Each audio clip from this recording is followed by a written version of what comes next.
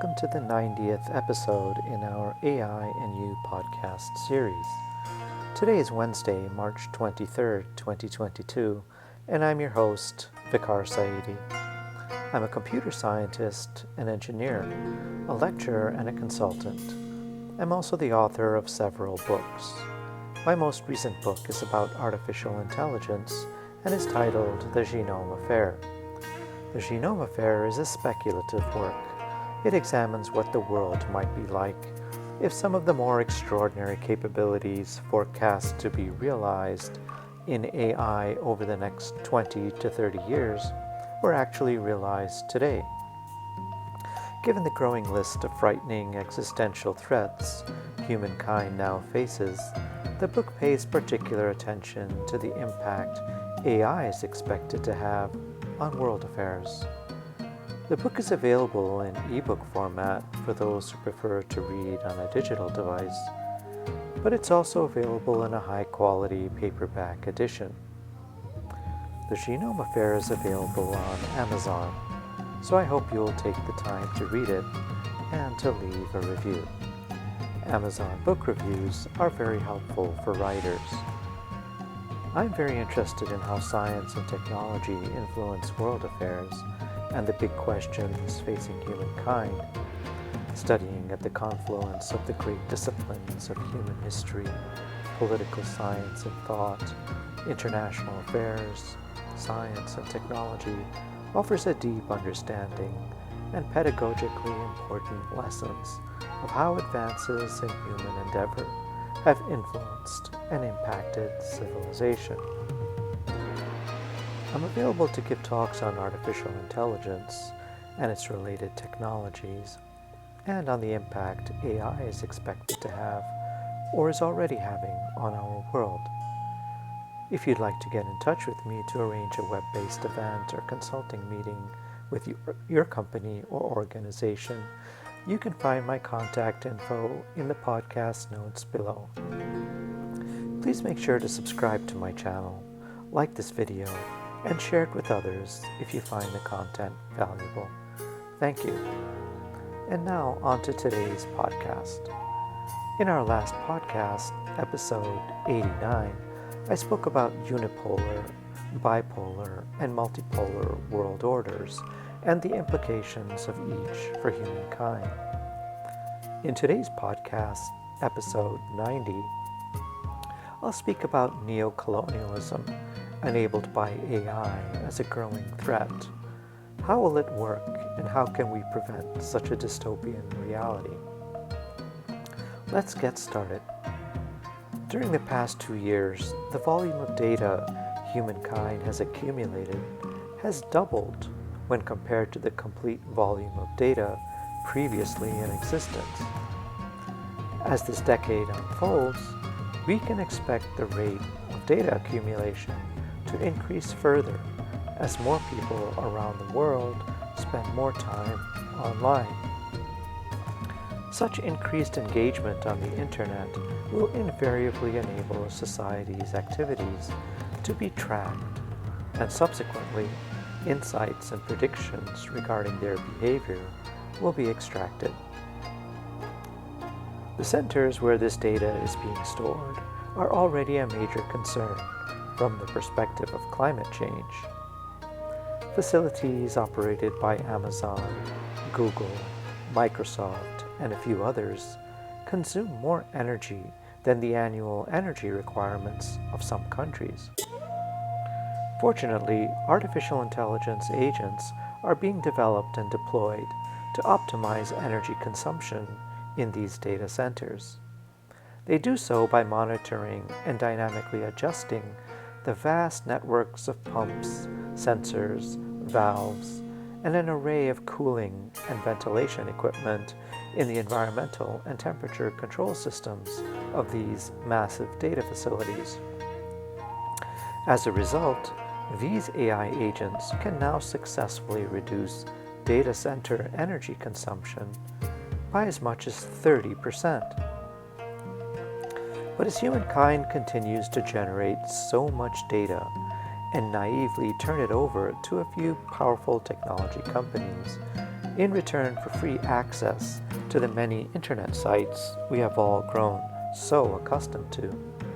There is another significant and emerging danger with which we ought to be acutely concerned. The unprecedented volume of personal and sensitive data accumulating in these networks and systems, essentially all are in America and China, are being mined and queried by artificial intelligence agents.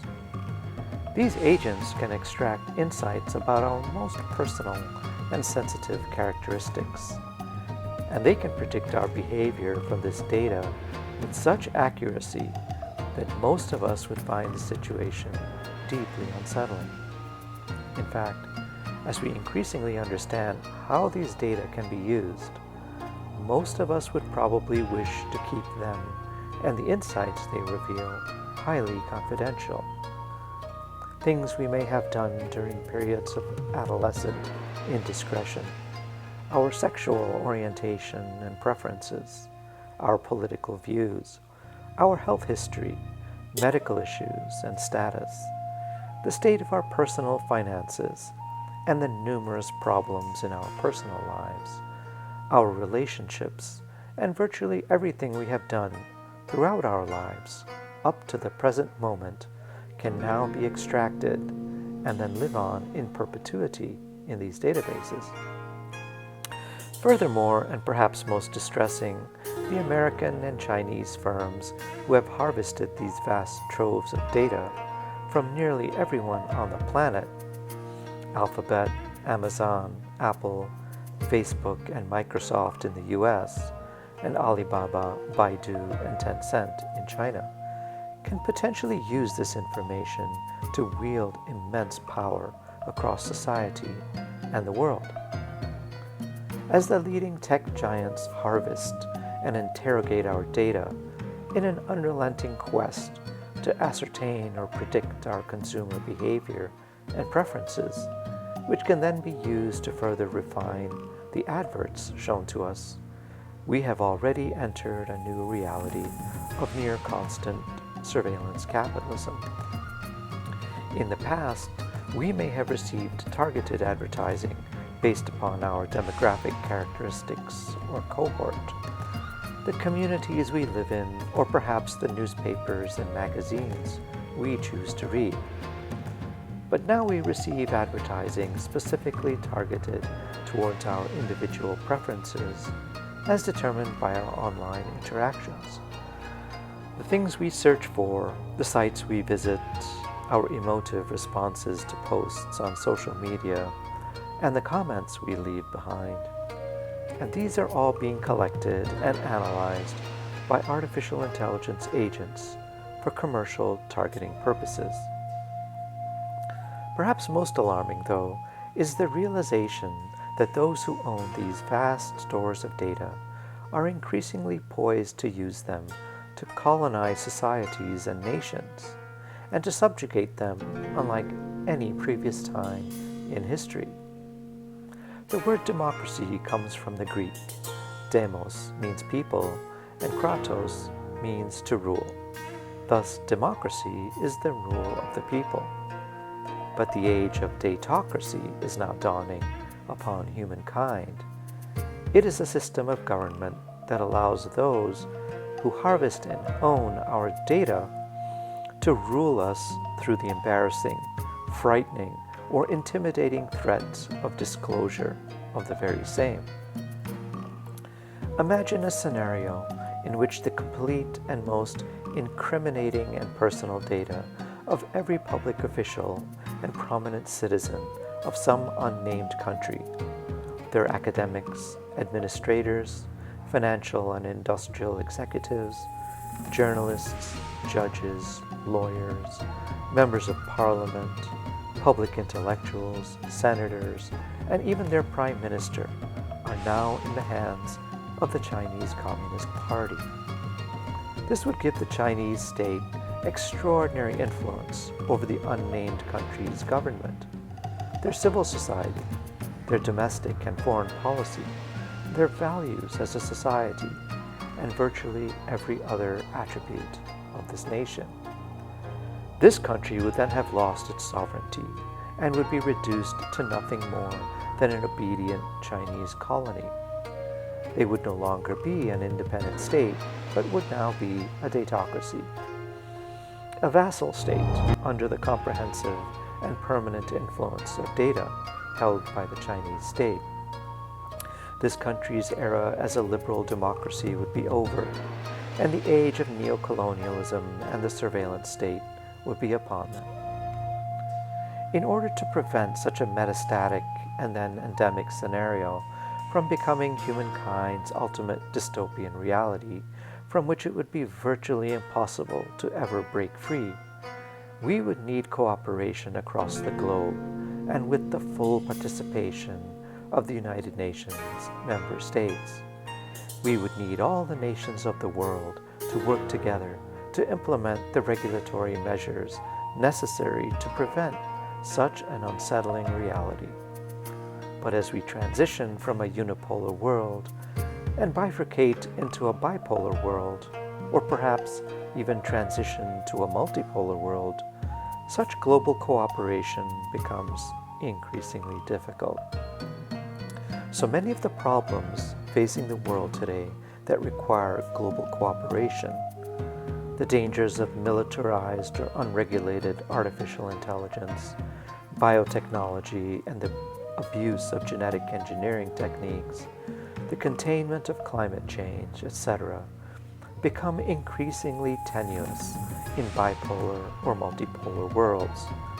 In fact, the current conflict in Ukraine will likely further exacerbate the desire to gather data about others that can then be used as leverage for the rise of neocolonialism and the surveillance state. Thus, it is increasingly clear that our best path forward will be to try to maintain unipolarity and the status quo, and then work together in this environment to solve our problems in our mutual best interest. As the risk of bipolarity or multipolarity increase, the probability that we will be able to contain and resolve our enormous shared challenges, including datocracy, declines precipitously. Thank you for spending some time with me. I'm trying to follow the TED Talk format, and so I'm keeping these podcasts under 20 minutes. Let me know what you think. I hope you'll find these insights into artificial intelligence helpful, and I hope you will read my new book, The Genome Affair. It's on Amazon. Until next time then, this has been the AI and You podcast with author Vicar Saidi.